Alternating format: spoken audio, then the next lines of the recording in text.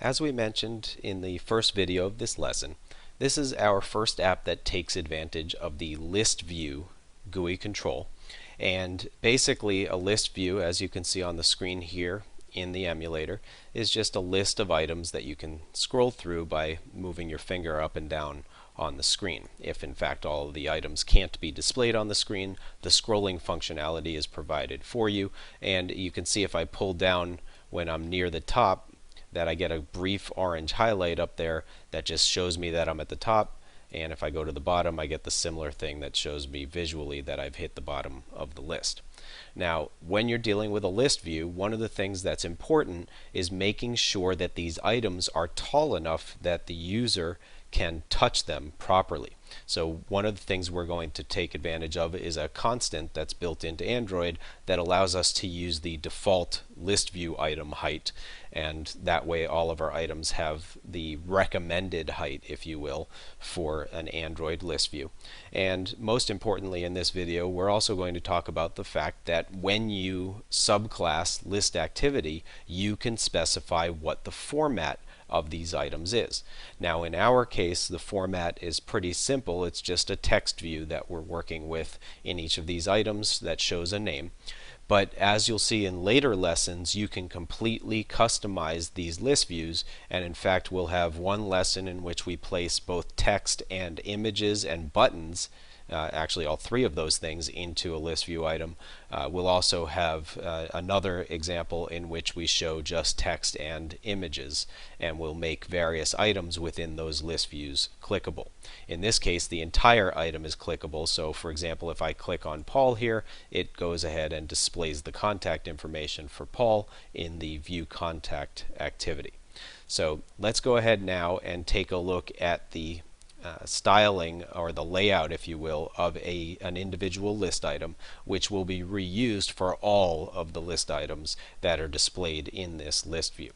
So we've defined that as a layout called contact list item.xml, and it's a pretty straightforward layout in this case. It is a text view in which we will display the contact's name, and you can see that we've given it an ID, which is important for the purpose of programming with that item. We need to be able to interact with the list view items so that we can place information into them, and as you'll see, a lot of that's going to be done for us via something called an adapter.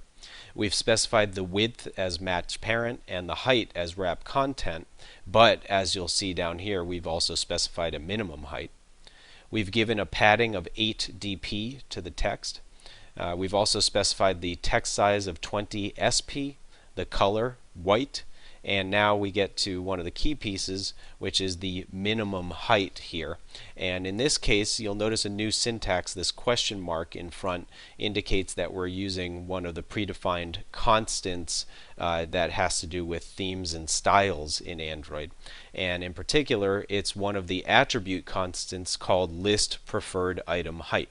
Now by specifying this as the minimum height, we are guaranteed that each list view item will be the minimum height required to make it easily touchable, if you will, by a user of the device.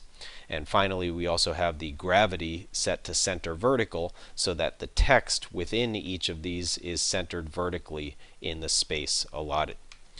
Right. Now as far as the constant list preferred item height, I've already opened up a web browser window here, and there is a class in the Android package called R, and it has a nested class called ATTR, and within the ATTR class are lots and lots of constants that you can use like we did in this layout, and one of which is the list preferred item height. You can also see that there's list preferred item height large and small as well. So in the case of small, you would have a slimmer height to each of the list items, which of course will make them in some cases a little bit harder to touch depending on the person's finger size. But with depending on the device, I should say, not all devices have touch screens, so in a case where the user has a device with what's known as a D-pad, they'll be able to use the arrow keys to move up and down through the items and then press a button to select one of the items.